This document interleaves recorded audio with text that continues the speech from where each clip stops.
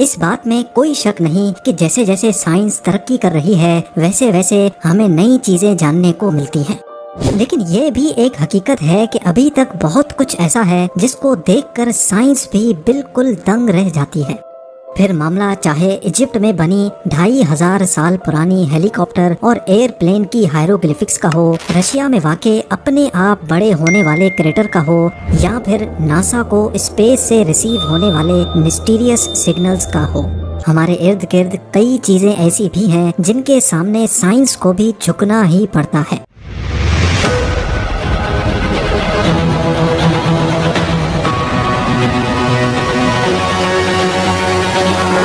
آپ 5 ایسی ہی مسٹریز کے بارے میں جانیں گے جن کی اصل حقیقت آج تک کسی کو بھی معلوم نہیں پڑ سکی۔ تو آئیے شروع کرتے ہیں۔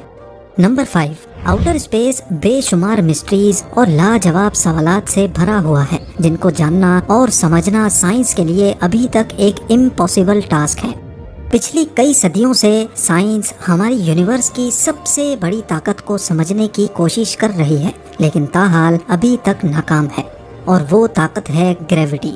جس طرح ارتھ کی گریوٹی تمام آبجیکٹس کو اپنی طرف اٹریکٹ کرتی ہے، اسی طرح سورج کی گریوٹی ارتھ سمیت سولر سسٹم کے دوسرے پلینٹس کو بھی اپنی طرف اٹریکٹ کرتی ہے، لیکن سورج کو کس کی گریوٹی اپنی جگہ رہنے پر مجبور کر رہی ہے؟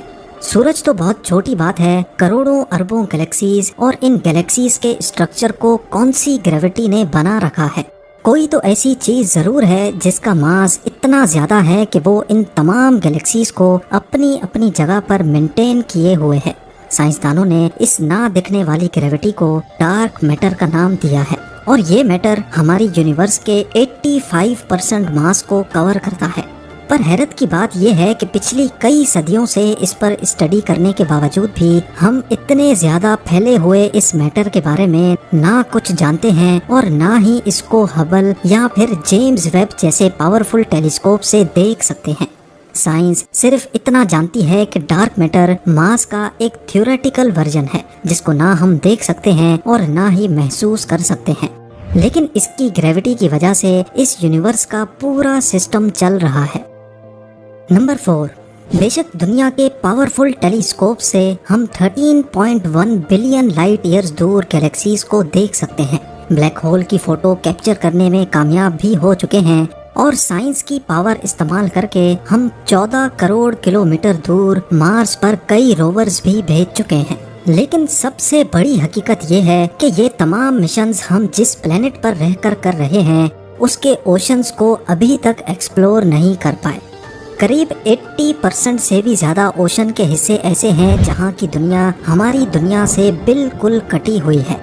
اوشن کا ڈیپسٹ پوائنٹ میریانا ٹرینچ 11,022 میٹرز گہرا ہے، لیکن ہم انسانوں نے اوشن کا صرف وہ حصہ ابھی تک ایکسپلور کیا ہے جو صرف 200 میٹرز گہرا ہے۔ اس پوائنٹ کو ٹوائلائٹ زون کہا جاتا ہے، جہاں سورج کی روشنی نہ ہونے کے برابر ہے۔ لائٹ کے علاوہ یہاں پریشر 320 پاؤنڈز پر اسکوائر انچ ہوتا ہے۔ یہ اتنا زیادہ ہے کہ جیسے کسی نے انسان کے جسم کے صرف 1 انچ کے حصے پر ٹریکٹر کا ٹائر رکھ دیا ہو۔ یہی وجہ ہے کہ انسان کا چاند پر جانا تو آسان ہے، لیکن اوشن کے ٹوائلائٹ زون سے بھی نیچے جانا بہت ہی مشکل ہے۔ ایک ایسٹیمیٹ کے مطابق ٹوائلائٹ زون کے نیچے جتنی سی لائف رہتی ہے، ہم اس میں سے صرف 5% کو ایکسپلور کرنے میں کامیاب ہوئے ہیں۔ بقایا 95% میں کیا کچھ ہے، یہ ابھی تک سائنس کے لیے ایک مسٹری بنی ہوئی ہے۔ نمبر 3، ویسے تو ایک چھوٹی سی چینٹی سے لے کر ایک بڑے ہاتھی تک جتنے بھی لیونگ بینگز ہیں وہ پرابلمز کو سالو کرنے کے لیے اپنا برین استعمال کرتے ہیں۔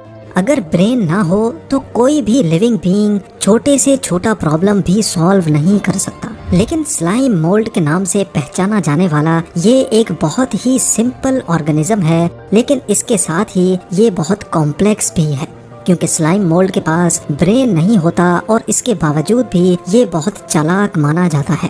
سلائم مولڈ کمپلیکس میزز کو بڑی آسانی سے سالو کرتا ہے اور یہ اپنے فائدے کے حساب سے ڈیسیژنز بھی لیتا ہے۔ حتیٰ کہ سائنسدانوں کو کئی ثبوت ملے ہیں کہ سلائم مولڈ دن کے مختلف ٹائم کو بھی پہچان سکتا ہے۔ لیکن سوال یہ ہے کہ ایک سنگل برین سیل نہ ہونے کے باوجود بھی سلائم مولڈ یہ سب کچھ کیسے کرتا ہے؟ یہ سوال سائنسدانوں کو آج تک پریشان کیے ہوئے ہے۔ نمبر 2، اٹلانٹک اوشن کو ہوائی جہاز کے ذریعے اکیلے پار کرنے والی یہ ہیں ایمیلیا ایئرہارٹ۔ اپنے بچپن سے ہی ان کو ایڈونچر اور فلائنگ کرنے کا بہت شوق تھا۔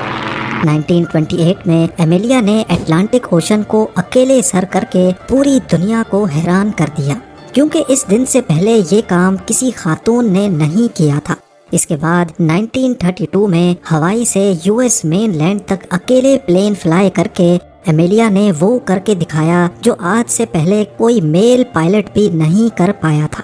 اپنے شوق کو پورا کرنے کے لیے اور ورلڈ ریکارڈ بنانے کے لیے ایمیلیا نے پوری دنیا کا گول چکر کاٹنے کا پلان بنایا۔ 2 جولائی 1937 کو اپنا ورلڈ ریکارڈ بنانے کے دوران ایمیلیا اور اس کے ساتھ موجود نیویگیٹر فریڈ نونان نے ری فیولنگ کے لیے پاپا نیو گینی کے شہر لائی میں لینڈ کیا، لیکن ری فیولنگ کے بعد جب دوبارہ انہوں نے اپنا سفر شروع کیا تو سینٹرل پیسیفک اوشن میں ہاؤلینڈ آئی لینڈ کے قریب آ کر ان کا کنیکشن کنٹرول ٹاور سے ڈس کنیکٹ ہو گیا، اور اس کے بعد آج تک ان کا پتہ نہ چل سکا۔ کئی سرچ پارٹیز نے پاسبل کریش لوکیشن پہ کئی مہینوں تک سرچ کیا، لیکن نہ ایمیلیا ملی، نہ فریڈ، اور نہ ہی پلین کا کوئی چھوٹا سا بھی پرزہ ملا۔ اس واقعے کو آج 85 ایئرز گزر چکے ہیں، لیکن مجال ہے کہ سائنسدانوں اور ایکسپرٹس کو ذرے جتنا بھی کوئی ایویڈنس ملا ہو۔ اور اب نمبر 1، یہ کسی آرٹ گیلری کی پینٹنگ نہیں، بلکہ یہ چائنا میں موجود زینگ جی نیشنل پارک کی ریئل فوٹوگراف ہے۔ 322 اسکوائر کلومیٹر پہ پھیلا یہ نیشنل پارک اپنے رنگین پہاڑوں کی وجہ سے پوری دنیا میں فیمس ہے۔ رنگت سے بھری ان خوبصورت پہاڑیوں اور راک فارمیشن کو دیکھ کر ایسا لگتا ہے کہ ان کو شاید کسی نے کلر پینٹ کیا ہے۔ حقیقت میں یہ بالکل نیچرل ہیں، لیکن سوال یہ ہے کہ آخر ایسا ممکن کیسے ہوا؟ کئی سائنسدانوں کا ماننا ہے کہ پہاڑوں کے کلرفل ہونے کی وجہ یہاں موجود سینڈ سٹون اور منرلز کا مکسچر ہے جو کئی سالوں سے کیمیکل ری ایکشن کر رہا ہے۔ لیکن ایسا اتفاق تو کئی اور جگہوں پر بھی ہوتا ہے، تو یہ کلرفل فارمیشن صرف یہیں پر ہی کیوں ہے؟ جو لوگ اس تھیوری کو نہیں مانتے ان کا کہنا ہے کہ ارتھ کی ٹیکٹونک موومنٹس کی وجہ سے یہ خوبصورت فارمیشن بنی ہے۔ کئی صدیاں گزرنے کے باوجود بھی سائنس ابھی تک اس دلکش اور حسین پہاڑوں کے پیچھے کا اصل راز معلوم نہیں کر سکی۔ یہ ویڈیو بھی آپ لوگ بھرپور لائک اور شیئر کریں گے۔ آپ لوگوں کے پیار بھرے کامنٹس کا بے حد شکریہ۔ ملتے ہیں اگلی شاندار ویڈیو میں۔